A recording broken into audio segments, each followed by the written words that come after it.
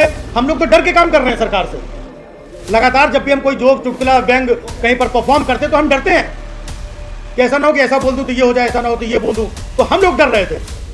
लेकिन अब उल्टा हो गया है कि हम तो डर ही रहे थे, साथ में सरकार हमसे डर रही है। तो दोनों तरफ का डरना तो नहीं बनता है, या तो डराओ या तो डरो। दूसरी बात, हम सरकार से, हुकूमत से ये चाहते हैं कि जिस तरीके से मॉलिटिक्स का पेज बंद किया गया, मेरा बंद किया गया, नेशनल दस्तक बंद किया गया, कुछ और लोगों का बंद किया गया, तो आप पार्लियामेंट में संशोधित करके एक लिस्ट जारी करवा दीजिए कि ये कोई भी ये चीज़ नहीं बोल सकता है, इस पे व्यंग नहीं कर सकता है, इस नाम का इस्तेमाल नहीं कर सकता है, ये चुटकुला नहीं बोल सकता है। तो हमें एक लिस्ट जारी कर दो पूरे हिंदुस्तान में, ताकि सबको मालूम हो जाए कि ये नहीं बोलना है।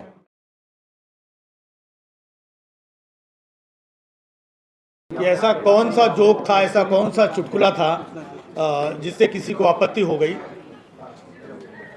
तो कम से कम ये मुझे तो पता होना चाहिए, मुझे पता हो और मुझे बताया जाए, ताकि हम आगे से ऐसा ना करें।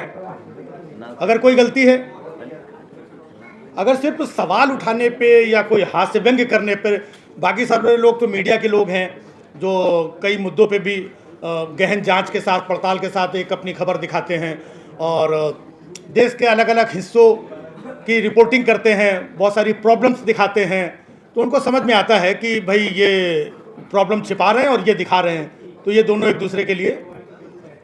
लेकिन मुझे ये नहीं समझ में आता, मेरा काम तो हंसाना है, मैं अपने लाइव शोज़ करता हूँ और इस सटायरिकल वे में कुछ कुछ बातें करता हूँ।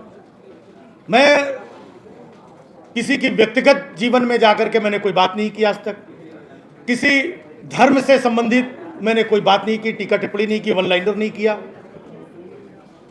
देश के बारे में हमेशा जो सोच रही है पॉजिटिव, वही बातें की हैं हमने। तो हमने ऐसा कौन सा काम किया है? मैं तो वही कह रहा हूं कि एटलीस्ट हमको बता तो दो, कौन सा जोक, कौन सा चुटकुला, कौन सा व्यंग आपको बुरा लग गया, ताकि एक पैरामीटर सेट हो सके। और दूसरी बात, हम सरकार से, हुकूमत से ये चाहते हैं कि जिस तरीके से मॉलिटिक्स का पेज बंद किया गया, मेरा बंद किया गया, नेशनल दस्तक बंद किया गया, कुछ और लोगों का बंद किया गया, तो आप पार्लियामेंट में संशोधित करके एक लिस्ट जारी करवा दीजिए कि ये कोई भी ये चीज़ नहीं बोल सकता है, इस पे व्यंग नहीं कर सकता है, इस नाम का इस्तेमाल नहीं कर सकता है, ये चुटकुला नहीं बोल सकता है। तो हमें एक लिस्ट जारी कर दो पूरे हिंदुस्तान में, ताकि सबको मालूम हो जाए कि ये नहीं बोलना है। आप बताते भी नहीं है, तो हम लोग तो खुद सजग होकर के हास्य व्यंग्य की बातें करते हैं और बहुत सफाई से करते हैं।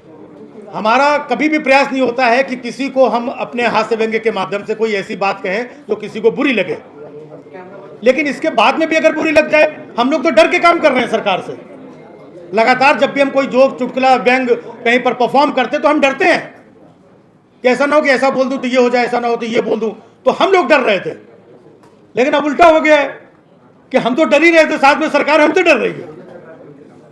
तो दोनों तरफ का डरना तो नहीं बनता है, या तो डराओ या तो डरो। हम लोग अपना लिखते हैं, पढ़ते हैं, कहते हैं कि आजकल के जो हालात हैं कि कलम पे तो पहरा है, सुनने वाला भी बहरा है। कलम पे तो पहरा है, सुनने वाला भी बहरा है। क्या लिखूं, किसे सुनाऊं, चारों ओर घना अंधेरा है।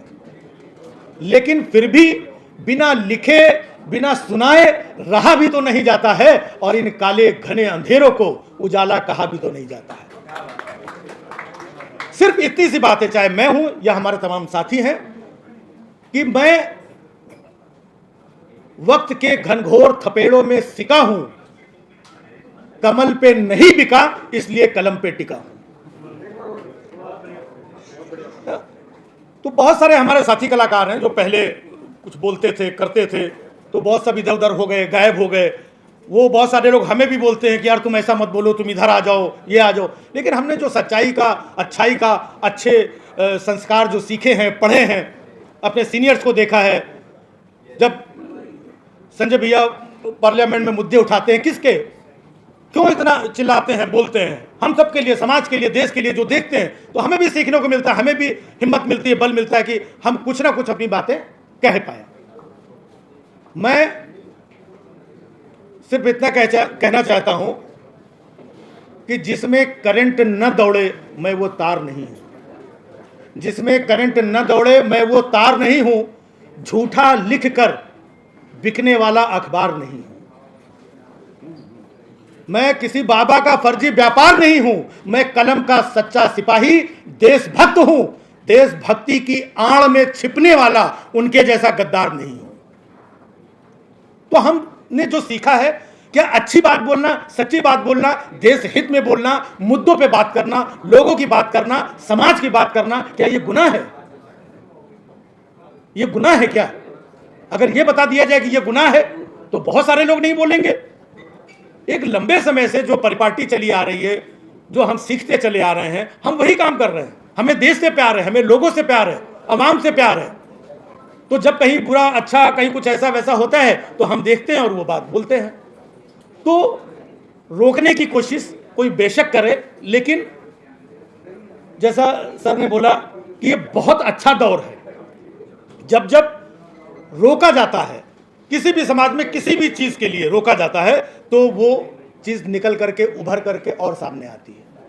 तो अब वो समय आ गया है कि हिंदुस्तान में बहुत सारे इन्फ्लुएंसर्स हैं, बहुत सारे यूट्यूबर्स हैं, बहुत सारे कलाकार हैं जो अपने अपने क्षेत्र में अपनी अपनी बातें छोटी छोटी लोगों के सामने रखते हैं। सारे लोगों को डराने का प्रयास किया गया है, लेकिन आज के इस हालात में जिस तरीके से सारे लोग इकट्ठा हुए हैं, संजय जी ने पार्लियामेंट में ये आवाज़ उठाई है, तो उन सबको एक बहुत मजबूती मिली है, जिनके अंदर एक भय था।